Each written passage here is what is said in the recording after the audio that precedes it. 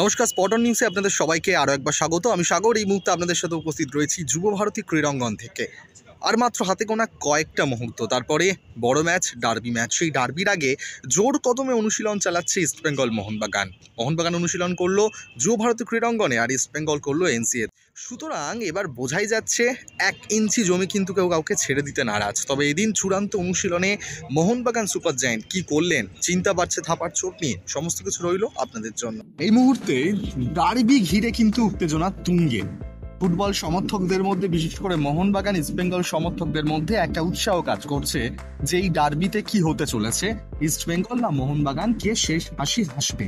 তবে ডার্বিটা কলকাতাতে হচ্ছে না, এটা একটা দুঃখের বিষয় বা সমর্থকদের কাছে খারাপ লাগার বিষয়। ডার্বি চলে গেছে গুয়াহাটিতে।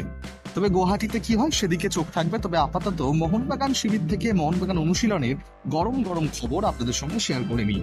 মোহনবাগান অনুশীলনে চিন্তা শুধু একটাই, অনুশীলনে এলেন না এদিন অনিরুদ্ধ থাপা। গতকাল চোট পেয়েছিলেন অনিরুদ্ধ থাপা, সেই চোট গুরুতর, যে কারণে তিনি কিন্তু অনুশীলনে অনুপস্থিতি থেকে গেলেন। এছাড়া স্টুয়ার্ট, দিমিত্রি, ম্যাকলারেন, পাশাপাশি আপুইয়ারও একটু হালকা চোট ছিল।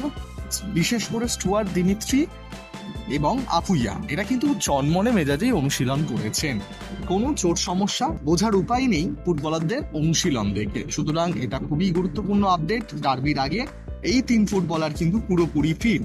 থাপার জায়গায় সাহাল এবং আপুইয়া এরা দুজন খেলতে পারে, যেটা খুবই ধারাবাহিক। একজন মাঝমাঠের ফুটবলার না থাকলে তার বদলে মোহনবাগানের বেঞ্চ যেহেতু খুব শক্তিশালী, তাই চিন্তার বিষয়টা একটু হলেও বোধহয় কম বললে ভুল হবে না। তবে এছাড়া বাদবাকি সব ফুটবলাররাই কিন্তু চনমনে মেজাজে অনুশীলন করেছেন। গুয়াহাটিতে ম্যাচ, হাতে একটা দিন সময় রয়েছে, তারপরে অনুশীলন সেরে তারা উড়ে যাবে গুয়াহাটির উদ্দেশ্যে, রওনা দেবে মোহনবাগান দল।